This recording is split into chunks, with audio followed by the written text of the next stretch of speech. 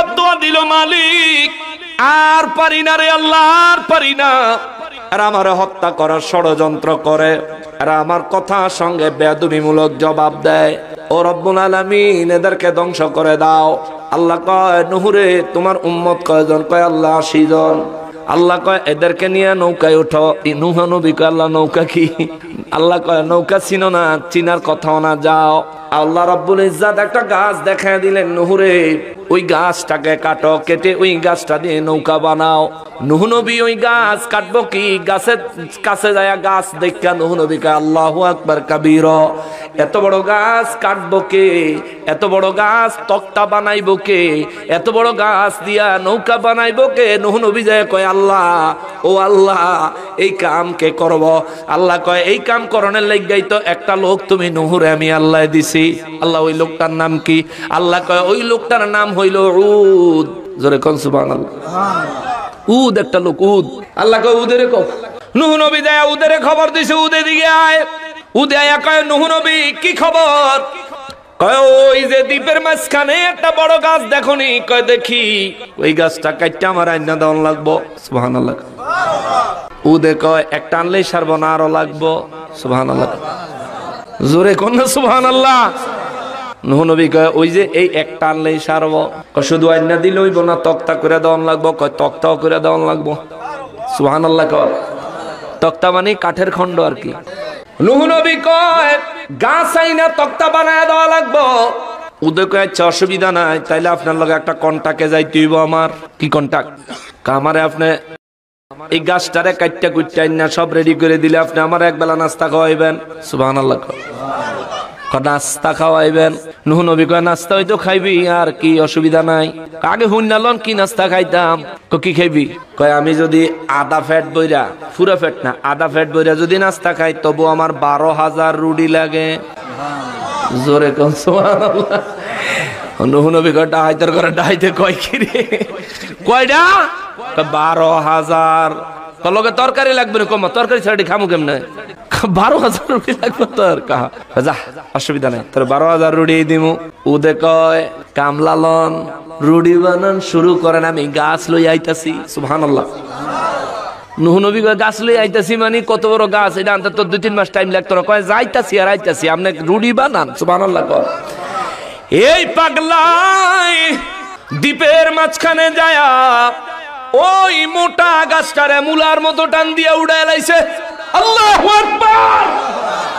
মুলার মতন টান দিয়া উড়াইয়া গাছটারে কান্দ লইয়া, এই জামানাত তো আর বেরিয়া ছিল না, থাকলে টানতে টানতে আইলুইলি। ঠিক কিনা বলেন?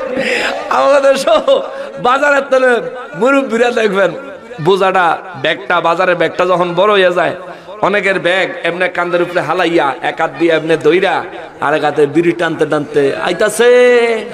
ঠিক কিনা বলেন? এই মুরব্বীর এত যে সময় এই ব্যাগ থাকে না, এই মুরব্বী আবার লঙ্গিটা এক কিনার দা আলগাইয়া এর দূর পর্যন্ত আলগায় যায়, আর একটু আলগাইলেই বিপদ। ঠিক কিনা বলেন? গাড়ি দিয়ে মাঝে মধ্যে গাড়ির থেকে দেখা যায় যে এরম ভাবে আলগাইছে, আর একটু আলগালে একদম পুরা বিপদ, পুরা বিপদ, একেবারে ভবিষ্যৎ অন্ধকার। আবার কিছু মুরব্বী আছে, অত্যন্ত ভালো অভ্যাস আছে এদের, বাথরুমে গিয়া বিড়ি না খাইলে তার আসে না। আসেনি এরম? বাথরুমের সময় আপনি আগুনের সময় খাওয়ান লাগবো কি লিগা? এ মিয়া, গরু তো আগুনের সময় খায় না। দেখবেন গরুর যখন গোবর আসে, গরুর তখন খাওয়ানোটা বন্ধ করে দেয়, গোবরটা সাইরা পরে খায়। ঠিক কিনা বলেন? আর আপনি মানুষ গিয়া টানতেছেন টানতেছেন, উপরে দিয়ে ইম্পোর্ট, নিচে দিয়ে এক্সপোর্ট চলতে, ইম্পোর্ট এক্সপোর্ট চলতে আছে। আচ্ছা, বাথরুমের ভিতরে গুয়ের গন্ধের ভিতরে আপনার কেমনে এটা টানতে মনে করলো? বিড়ি যে টানলেন, এটা যে গুয়ের গন্ধ আবার আপনার মুখে হাঁটাইলো না। এমনি আপনি বাথরুমে গেলে রুমাল টুমাল দিয়ে নাক মুখ যাইতে ধরে না রাখবেন। এগুলি বদ অভ্যাস চেঞ্জ করেন, পরিবর্তন করেন। বিড়ি খাওয়ান লাগবো কে লিখে? কিতা আছে? হ্যাঁ, ওটা না খাই আমরা একটা সিদ্ধ ডিম কিনা খান। সারাদিনে যেই কটা বিড়ি খান, এই কটা বিড়ির টেয়া দিয়া সকালে বিয়ালে মনে হয় 1 কুড়ি ডিম খাওয়ান যাইব। ঠিক কিনা বলেন? এখন সবচাইতে কম দামি সিগারেটের দাম কত? কে আছে? সবচেয়ে কম দামি সিগারেটের দাম বেলে 5 টিয়া। 8 টাকা। ফার্স্ট দামেরও আছে। আচ্ছা ফার্স্ট কাটা একবারে মানে ঠাস কালারটা নাকি শেষ কালারটা? আচ্ছা কোন রকম বেশিরভাগ চলে কোনটা? 8 টাকাটা, 8 টাকাটা। তো 8 টাকা দিয়া এই আপনি একটা বিড়ি টানলেন, কতক্ষণ টাই না হুয়াইয়া শেষ। অথচ এই 3টা বিড়ির টেহা দিয়া যদি একটা সিদ্ধ ডিম কিনতেন, অথবা 2টা বিড়ির টেহা দিয়া যদি একটা কাঁচা ডিম কিনতেন, ওই যে আগুনটা বিড়ির জ্বালাইছেন এইটুকু আগুন যদি কিছু কাগজ টাগজ একখানো করে একটা পাতিলের মধ্যে দিয়ে যদি আগুন জ্বালিয়ে সিদ্ধ করে লইতেন, এটা যে খাইতেন আপনার যে কি উপকার হইত, ঠিক কিনা বলেন? মিয়া মুখেও লাগতো, ফেটেও লাগতো, গায়েও লাগতো, ফেটও বর্ত, শরীরেও শক্তি হইতো। বিজ্ঞান বলে কেউ যদি একটা ডিম খায় পুরো আস্ত একটা মুরগি খাওয়ার সমান এনার্জি আল্লাহ তারে দিয়ে দেয়। সুবহানাল্লাহ। একটা ডিম। আবার যে দুধ খায়, এই দুধ খাইলে যে ব্যক্তি প্রতিনিয়ত দুধ খায়, এই দুধের মধ্যে পুরো গরুর পুষ্টি আছে। জোরে কন্যা সুবহানাল্লাহ। আমরা যখন গরুর গোশত খাই হাড্ডি খাইতে পারি না, কিন্তু দুধের ভিতরে হাড্ডি আছে। রক্ত, মাংস, হাড্ডি, এই 3 জিনিস গোলে দুধ হয়। সুবহানাল্লাহ। কোন এই 3টা জিনিসকে শরীর থেকে একটা হরমোন বের হয়। ওই হরমোনটা একটা কেমিক্যাল টাইপের আর কি, শরীরের থেকে বের হয় গরুর বা মানুষের মা বোনেরা যারা বাচ্চাদেরকে দুধ পান করায়, ওই মা বোনদেরও এই শরীরের থেকে একটা হরমোন বের হয়ে এই জায়গাতে যখন আসে, হাড্ডি গোলে, মাংস গোলে, রক্ত গোলে দুধের রূপ ধারণ করে। জোরে কন্যা সুবহানাল্লাহ। উদের কথা কইতে লইছিলাম, অনেক দেরি হয়ে গেছে। আচ্ছা উদে মূলার মতন টান দিয়া গাছটারে কান্দের উপরে লইয়া আড়া দিছে, আইয়া পড়তেছে। ভাই নূহ নবীর উম্মতেরা সমুদ্রের কিনারের থেকে দেখে দ্বীপের তেনে পাগলায় গাছ হেঁটে লইয়া সমুদ্রের ভিতরে আইতে আইয়া পড়তেছে। সুবহানাল্লাহ। ওরে দৌড়ে আইছে, হুজুর দানব আইতাছে, দানব। কারণ বেড়ানোদার মানুষ তো দেখা যায় না, খালি গাছটাই দেখা যায়, তারে আর দেখা যায় না, কিন্তু দেখে গাছ ফাতালি হইয়া আটতাছে। সুবহানাল্লাহ। নূহ নবী কয় আরে দানব না, উদে আইতাছে। এই তোরা রুটি বানানি চলতেছে। উদে আইছে, গাছটারে আইয়া নূহ নবীর বাড়ির সামনে যে ধাপ্পার করে হালাইছে, মানে পুরো এলাকাটা জমিনটা সই দেখায় উঠছে। সুবহানাল্লাহ। হ্যাঁ তো এটারে বাউজুগার কইরা এর ভিতরে কাইটা কুইটা একলাই। হায় হায় হায়, আল্লাহ তারে কি শক্তি দিছিল। আমরা শক্তির বাহাদুরি করি, হ্যাঁ 2 জনে 2 মুহূর্তে ধরলে আমরা আর কুলাই না, কিন্তু তারপরও আমরা অনেক শক্তি, অনেক বাহাদুরি আমরা করি। হে বেড়া ছিল শক্তিশালী, বানাইছে কে? জোরে কোন কে? এই বেড়ায় আইয়া গাছ গোছ কাইটা কুইটা সাইরা নূহ নবীর ঘর আইসা হাত মুখ ধুইয়া তুই আইয়া কয় দেন আমার বেশি খিদা লাগছে, নাস্তা দেন। নূহ নবী কয় আচ্ছা হাত মুখ ধুইয়ায়, কয় ধুইয়াইছি, কয় বইছে দেরে রুটি দেরে একটা প্লেটে করে 3টা রুটি এনে দিস। সুবহানাল্লাহ। কয়টা? 3টা রুটি এনে দিস। তো চাইয়া রইছে। তো নূহ নবী কয় চাইয়া রইছত করে? কয় আর কো? আইতাছে, তুই খাস না? আইতাছে। কয় 3টা দিয়ে আমার দাঁতে চিপে তুই আটকে থাকবো, এটা তো পেট পর্যন্ত যাইতো না। নূহ নবী কার বেটা খাস না?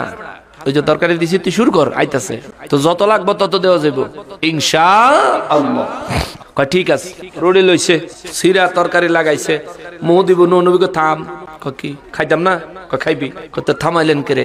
কয় খাওয়ার আগে বলো বিসমিল্লাহ। সুবহানাল্লাহ। কয়টা কইলে কি হইব? কয় এটা আমার আল্লাহর নামে কইয়া তুই খা। কয় অসুবিধা নাই, আমি খাওয়ানোর মানুষ, খাইমু। বিসমিল্লাহ কইয়া খাইছে। 1 রুটি শেষ, আর 1 রুটি লইছে, এই মাঝখানে সিরা এই আধা খান খাইছে। 1.5 রুটি খাইয়া আরো আধা খান আত লইয়া খালি গবত গবত পানি খাইতেছে। নূহ নবী কয় খা, তাড়াতাড়ি খা। এই ভিতরে কে আছো তোরা? রুটি লইয়া। কয় রাহেন আসতে। উদে কয় আসতে। কয় আসতে কি লিগা? কয় হুজুর আপনি কি মন্ত্র শিখাই দিছেন? 12,000 রুটিতে আমি ওদের পেট ভরে না, আর কি এক নাম বলছেন বিসমিল্লাহ। যার নাম উচ্চারণ করে, যার নামে খানা আরম্ভ করলে আমি ওদের 12,000 রুটির ক্ষুধা 1.5 রুটিতে মিটটা গেছে। সুবহান। হুজুর আপনি অবশ্যই সত্য নবী। জোরে কন্যা সুবহানাল্লাহ। এই উদে 1.5 রুটি খাইয়া আর 1.5 রুটি খাইতেছে না। নূহ নবীর তক্তা বানাই দিছে, একটা গাছ, ছোট মোটো একটা গাছ, হুদা 1,24,060টা তক্তা হইছে। জোরে কোন সুবহানাল্লাহ। ওই নূহ নবীর নৌকার এখনো কিছু অংশ এই তুরস্কে আছে। তুরস্কে ইস্তাম্বুলের জাদুঘরেও আছে। আর মূলত শেষ পর্যন্ত নূহ নবীর নৌকাটা তুরস্কের যে জায়গায় ছিল, এটা তুরস্ক আর ইরাকের বর্ডার পড়ছে, বর্ডারের জায়গায়। আমি একটা ভিডিওর মাধ্যমে দেখছি, আমাদের বাংলাদেশি একটা ছেলে, সে খুব ঘোরাঘুরি করে, সে ভিডিওটা দেখাইছে যে নূহ নবীর নৌকা এখানে আছে। দূর থেকে দেখাইছে, বর্ডার তো কাছে যাইতে পারে নাই। 1,24,000 তক্তা দিয়া নৌকা বানাইছে, আরো 4টা তক্তা রয়েছে। 1,24,000 তক্তার মধ্যে আল্লাহর নির্দেশে নূহ নবী 1,24,000 পয়গম্বরের নাম লিখেছেন। সুবহানাল্লাহ। আর নূহ নবী কয় আল্লাহ তক্তা যে সাইডটা রয়েছে এই সাইডটা কি লিখা? বর্ণনা মতে পাওয়া যায়, কিতাবের বর্ণনা মতে পাওয়া যায় আল্লাহ রাব্বুল ইজ্জাত বলেছেন একটা তক্তাতে লেখো আবু বকর, আরেকটাতে লেখো ওমর, আরেকটাতে লেখো ওসমান, আরেকটাতে লেখো আলী। এরকম একটা বর্ণনা পাওয়া যায়। 1,24,000 4টা তক্তা দিয়া নৌকা বানাইলেন। সেই নৌকাতে উম্মত নিয়ে উঠলেন। নূহ নবীর একটা পোলা পরিচিত একটা ছেলে ছিল যার নাম কেনান। এটা মূলত নূহ নবীর ছেলে না। আমাদের দেশে অনেকে বলে নবীর ছেলে কুফরি করছে দেখে আল্লাহ ধ্বংস করে দিছে। কোন নবীর সন্তানরা বরবাদ হয়ে যায় নাই। কেনানে ছিল নূহ নবী, কেনানের মারে যে বিয়া করছে, কেনানের মার এর আগে আরেক জায়গায় বিয়ে হয়েছে, কেনানে ওই বেটার ভূত। কেনান ছিল ওই লোকের ছেলে, কিন্তু এই মহিলারে নূহ নবী বিয়ে করছে ওই কেনানরে সহকারে। মহিলাদের যদি সন্তান থাকে তারা তো প্রথম শর্তই থাকে আমার বিয়া করবা, আমার সন্তান পালতইব, আমার সন্তান মাইনে নিতেইব, ঠিক কিনা বলেন? হ্যাঁ, এরকম মা বোন আছে। আবার আরো কিছু ডিজিটাল মা আছে, বাচ্চা জন্ম দিয়া আরে আমার বাসার পাশে আল্লাহ মাফ করুক কেমনে পারছে জানি না, 5 মাসের দুধের বাচ্চা ফালায় তুই আরেক বেটার লগে গেছে 5 মাসের। তো আমি থাকি 9 তলায়, আমার বিল্ডিং থেকে 2-3টা বিল্ডিং পরে ওনাদের বিল্ডিং। ওই বিল্ডিং থেকে বাচ্চাটা ক্ষুধার যন্ত্রণায় চিৎকার দেয়, 5 মাসের বাচ্চাটা আমার 9 তলা বিল্ডিং এ জোরে জোরে শোনা যায়। আমি আমার ওয়াইফরে জিজ্ঞেস করলাম এটা কে? বাচ্চাটা শুধু কাঁদতেছে। আমার ওয়াইফ একেবারে কান্নামুখী হয়ে কইল যে এই বাচ্চার মা বাচ্চাটারে রাইখা চলে গেছে। কেমনে পারছে? এরকম কিছু মহিলাও আছে। এখন বেড়ি গেলে গিয়ে আবার গানও বানাইছে, কি জানি লাঙ্গের আশায় বাতারের বাদ সাঙ্গে গান বানাইছেন একটা।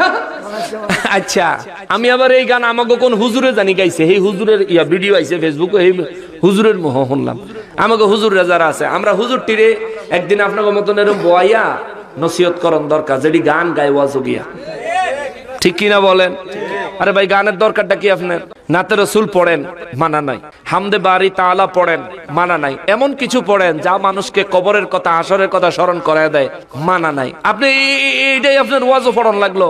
হ্যাঁ, ওয়াহাবির এগুলি দেখে তারপরে এই যে এরা হইলো সুন্নি, ওয়াহাবির এগুলি মানুষের দেখায় এই যে এরা হইলো সুন্নি। অথচ আমাদের মজলিসে ওরা যদি বসে ইনশাআল্লাহুল আজিজ আমাদের দুশমন থেকে বন্ধু হতে বাধ্য হবে। আমাদের মজলিসে তো ওরা আসে না, ওদের হুজুররা ওদেরকে আমাদের মজলিসে আসতে দেয় না। ওই নবীর কোরআন শুনতে আবু জাহেল যেমন মানা করত, মানুষ কোরআন শুনলেই নবীর কাছে ঈমান গ্রহণ করত, মানুষ ঈমানদার হয়ে জান্নাতি হয়ে শ্রেষ্ঠ সাহাবী হয়ে যাইত, ঠিক তেমনি ভাবে কাফেররা যেমন বাধা দিত, সুন্নি মাহফিলে আসার জন্য ওয়াহাবি বেদ্দল বাধা দেয়, ওরা বাধা দেয়। আমরা বলবো তোমরা আসো আমাদের মজলিসে, আমাদেরকে দাওয়াত করো তোমাদের মজলিসে, আমরা তোমাদের মজলিসে যাই, তোমরা আমাদের মজলিসে আসো, আমাদের বয়ান শোনো, তোমাদের বয়ান আমাদেরকে শোনাও। আমাদের আর তোমাদের বয়ান কাটটা ভালো হইছে, আমি আর তুমি এটারে করব না, এটারে কম্পেয়ার করব না, কাটটা ভালো হইছে এই ওপিনিয়ন পাবলিকে দিব, ঠিক কিনা বলেন? সাধারণ মানুষ দিব, মানুষ হেদায়েত পাবে ইনশাআল্লাহ, ইনশাআল্লাহ, ইনশাআল্লাহ। ষড়যন্ত্রকারীদের ষড়যন্ত্র কোন কাজে আসবে? ওয়ামাকারু ওয়ামাকারাল্লাহ ওয়াল্লাহু খায়রুল মাকিরিন। আল্লাহ কয় তোমরা যতই চক্রান্ত করো লাভ নাই, উত্তম পরিকল্পনাকারী হলেন কে? নূহ নবী নৌকায় উঠে গেলেন, 80 জন উম্মত নিয়া নূহ আলাইহিস সালাম নৌকায় উঠে গেলেন। এই ঘটনা অনেক শুনছেন। নৌকার মধ্যে উঠে গেলেন, একাধারে অনবরত আল্লাহ বৃষ্টি বর্ষণ করতে থাকলেন। গোটা পৃথিবী আমার রব্বুল ইজ্জত বৃষ্টির পানির নিচে তলায়া দিলেন।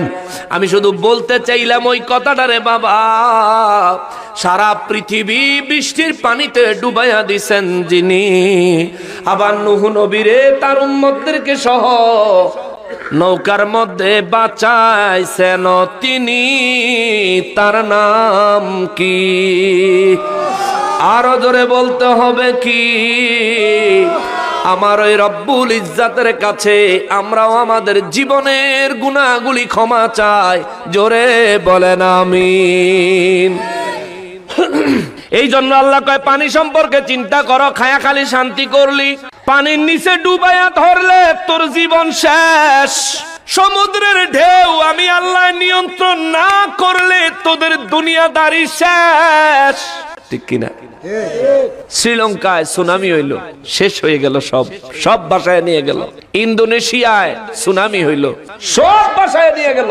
কি পরিমাণে ভয়ঙ্কর ভাবে সমুদ্র থেকে আক্রমণ হইছে একটু দেখবেন। আমরা যেমন কক্সবাজার সুগন্ধা বিচে যাই, সমুদ্রের পানি ঢেউ আইসা তো থাইমা যায়। যেদিন সুনামি আরম্ভ হয়েছিল সেই সময় বিচে কিছু লোক ছিল, এরা বুঝতেই পারে না যে আইতাছে তুফান, এই যে ঢেউ আইতাছে এটা থামতো না। যেই মাত্র ঢেউ আইসা সব ভাষায় নিয়ে যাইতাছে, দৌড়াইয়া পালানোর চেষ্টা করেও লাভ হয় নাই। কিন্তু ওই সুনামির ভিতরেও ইন্দোনেশিয়ায়, শ্রীলঙ্কায়, সারা দেশে তাণ্ডব চালাইছে। আল্লাহর ঘর মসজিদ, মসজিদের ভিতরে 11 জন মুসল্লি নামাজে ছিল, তারা অক্ষত ছিল। সুবহানাল্লাহ, অক্ষত ছিল। তাদেরকে বাঁচাইছেন কি?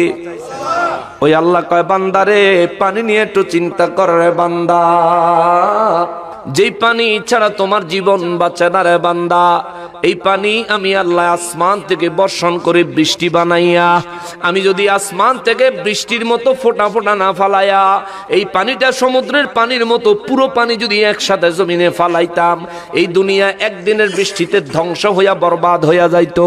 কিন্তু আমি আল্লাহ তা করি না। তোমাদের গায়ে বৃষ্টির পানি পড়লেও যেন তোমরা কষ্ট না পাও, এই জন্য আমি আল্লাহ বৃষ্টির এত বিশাল পানির সমাহারকে আমি আল্লাহ ফোঁটা ফোঁটা করে আস্তে আস্তে ফোঁটা ফোঁটা ছোট ছোট আকার দিয়া দুনিয়ায় পাঠাই। বান্দা, তুমি চাইলে ভিজতে পারো, তুমি চাইলে বৃষ্টির পানি সংগ্রহ করতে পারো, তুমি চাইলে বৃষ্টির পানি তোমার ফসলের জন্য আটকাইতে পারো, ফসলে তুমি বৃষ্টির পানি দিয়া ফসলের জন্য উপকার গ্রহণ করতে পারো। রব্বুল আলামিন কয়, বান্দারে এই বৃষ্টির পানি আমি আল্লাহ মিঠা পানি বানায়া বর্ষণ করি। আমি আল্লাহ যদি ইচ্ছা করতাম এই বৃষ্টির পানির লবণাক্ত বানায়া দিতে পারতাম।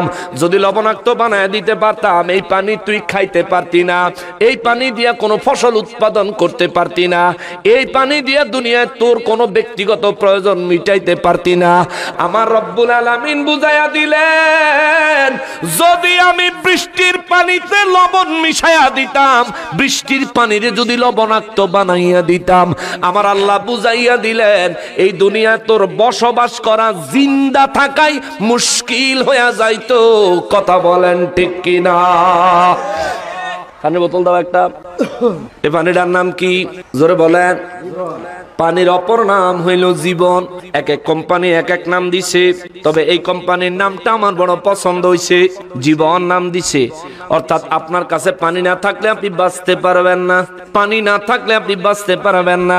ওই মহান রব্বুল আলামিন কয়, নবী গো রহমাতুল লিল আলামিন, এই বিশ্ববাসীর আরো বলেন গো নবীজি, আরো বলেন, দুনিয়ার মধ্যে আমি রব্বুল ইজ্জাত তোমাদেরকে যে আগুন দিয়েছি, এই আগুন সম্পর্কে তোমরা একটু চিন্তা কইরা দেখছনি রে বান্দা, চিন্তা কইরা দেখছনি রব্বুল আলামিন আগুন সম্পর্কে কি চিন্তা করতাম?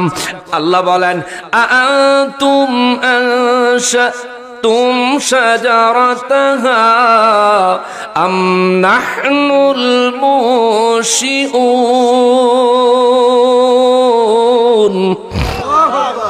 আল্লাহ রাব্বুল আলামিন কয়, ওই যে জমিন থেকে বীজ থেকে অঙ্কুরিত করে গাছ বানাইলাম, এই গাছের থেকে যেই লাকড়ি হয়, আগুন জ্বালানোর যেই উপাদান হয়, রব্বুল ইজ্জাত বলেন এটা কি তোমরা বানাইছনি? আল্লাহু আকবার। আল্লাহ জিজ্ঞেস করে, এটা কি তোমরাই উৎপাদন করছো? এই লাকড়ির গাছটা কি তোমরাই বানাইছো? দুনিয়ায় এমন বহু গাছ আমার আল্লাহ দিয়েছেন যেই গাছগুলো ফল দেয় না কিন্তু লাকড়ি দেয়। দুনিয়ায় এমন বহু গাছ আমার আল্লাহ বানাইছেন যেই গাছগুলো ফল দেয় না কিন্তু দামি দামি কাঠ দেয়। যেমন সেগুন গাছের ফল হয়নি, সেগুন গাছের ফল হয় কিন্তু দাম কত? অনেক দাম। আর বার্মাটিক সেগুন যদি হয় তাহলে 1 কেজি, আজকের থেকে 4 বছর আগে কিনছি, 1 কেজি কাঠ 12,000 টাকা। যারা কাঠের ব্যবসা করে এগুলো জিজ্ঞেস জানবেন। সেগুন গাছে আমাদের খাওয়ার মতো কোনো ফল উৎপাদন হয় না। সেগুন গাছের কাঠ আমাদের জন্য বড় প্রয়োজনীয় কাজে ব্যবহৃত হয়। ওই গাছের পাতা এবং চিকন চাকন ডাল যেগুলো কাঠ বানানো যায় না, ওগুলো আমরা লাকড়ির কাজে ব্যবহার করি। আল্লাহ কয়, আনতুম আনশাতুম শাজারাতাহা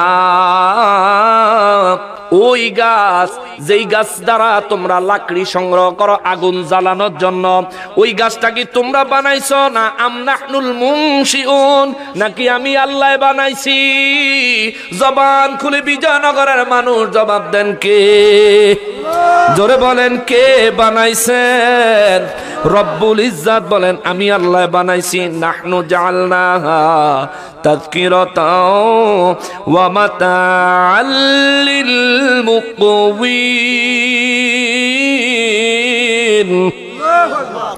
আল্লাহ কয় এগুলোরে আমি মরুবাসীদের জন্য বানাইছি, আমার দৃষ্টান্ত। সুবহানাল্লাহ, জোরে কর না সুবহানাল্লাহ। নাহনু জাআলনাহা, আমি রব্বুল আলামিন এগুলো বানাইছি তাযকিরাতান, স্মরণ রাখার মতো নিদর্শন। সুবহানাল্লাহ, মনে রাখার মতো নিদর্শন। অর্থাৎ মুমিন আল্লাহর এই কুদরত দেখে দেখে রব্বুল ইজ্জাতের শুকরিয়া আদায় করো, রব্বুল ইজ্জাতের ইবাদতে মশগুল হও। জোরে কর না সুবহানাল্লাহ। আপনাদের অনেক কষ্ট হইতেছে আমি বুঝতেছি। এরপর আল্লাহ বলেন ওয়া মাতান লিল মুকওয়িন, আল্লাহ বলেন মুসাফির ব্যক্তি যারা ওই ব্যক্তিদের জন্য এটার আমি জীবন উপকরণ বানাইছি।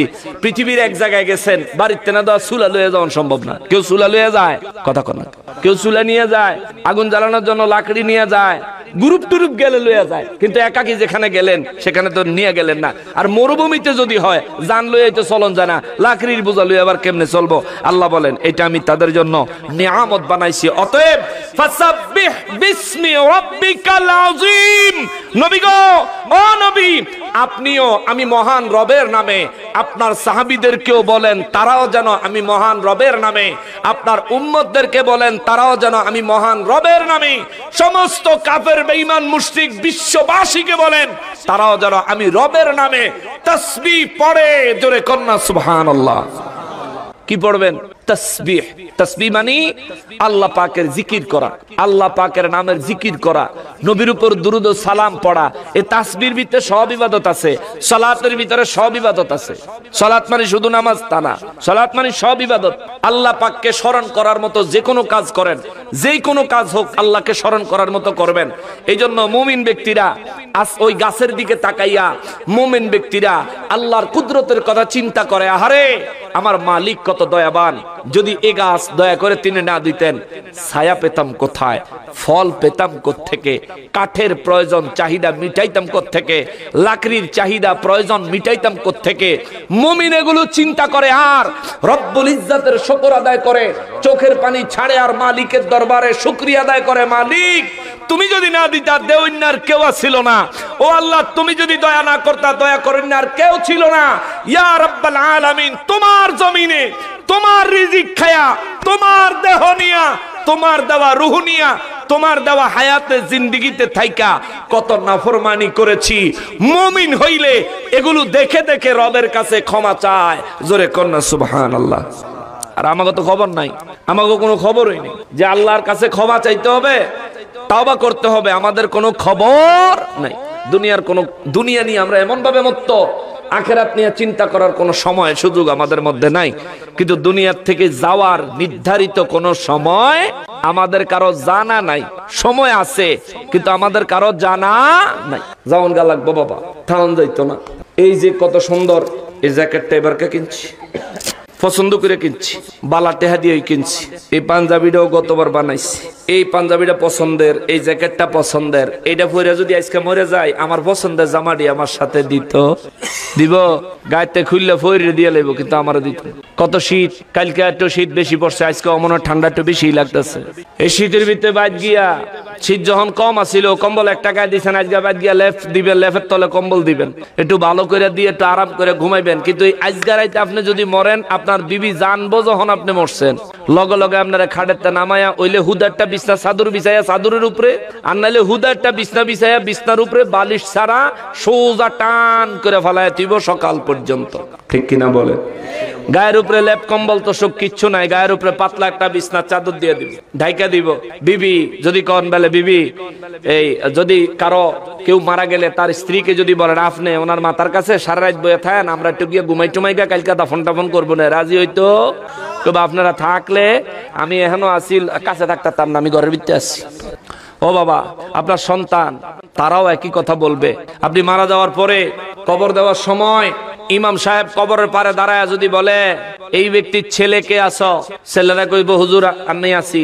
ইমাম সাহেব যদি বলে কদ্দুর পরে তোমার বাপের কবরে 3টা প্রশ্ন হইব, জবাব দেওয়ান লাগবো, তুমি এক কাম করো কবরের ভিতরে কতক্ষণ থাকো, তোমার বাপের প্রশ্নের জবাবটা যতক্ষণ চলবো এতক্ষণ থাইকো, তোমার বাপে যদি না পারে কদ্দুর হেল্প করে দিও, কদ্দুর সাহায্য করে দিও, কবরের ভিতরে তোমার বাপের লগে একটু সময় থাইকো। এই কথা ইমাম সাহেবকে সমাজের সব মানুষে কইলেও আপনার ছেলে আপনার সঙ্গে কবরে সুয়াল জবাব পর্যন্ত থাকতে রাজি হবে? হইতো না, হইতো না বাবা। ওরে বিবি সন্তান বন্ধু বান্ধব আছে যাহারা, জন্মের মতো বিদায় করে দিব তাহারা, সেই দিন বুঝবি নবী ছাড়া আপন কেহ নাই। ওরে সেই দিন বুঝবি নবী ছাড়া আপন কেহ নাই, ডাইনে বামে মাটি আমার মাটির বিছানা, ডাইনে বামে মাটি আমার। আমার মরণ হলে আমায় তোমরা ভুইলা যায়ও না, আমার মরণ হলে আমায় তোমরা ভুইলা যায়ও না, ডাইনে বামে মাটি আমার, না ডাইনে বামে মাটি আমার। টাকা পয়সা ধন সম্পত্তি যাহা করেছি সব কিছু ফালাইয়া আজি একা যাইতেছি, টাকা পয়সা ধন সম্পত্তি যাহা করেছি সব কিছু ফালাইয়া আজি একা যাইতেছি। ওরে এত নিষ্ঠুর হবে মানুষ তা তো জানি না, ওরে এত নিষ্ঠুর হবে মানুষ তা তো জানি না, ডাইনে বামে মাটি আমার মাটির বিছানা, ডাইনে বামে। ঠিক কিনা বলেন? অতএব কামাই করবেন হালাল করেন, কম রোজগার হোক হালাল করেন, নামাজ বাদ দিয়া কামাইও লাইগা থাকেন না, কারণ এই কামাইয়া জাগরে খাওয়াইবেন কবরে সুয়াল জবাব পর্যন্ত আপনার সাথে তারা থাকতে রাজি হইতো না। অতএব কম কামান, যে নামাজের টাইম কামাই রোজগার করতাম না, নামাজের টাইম হইছে আমি আখিরাতের জন্য নিজেকে তৈরি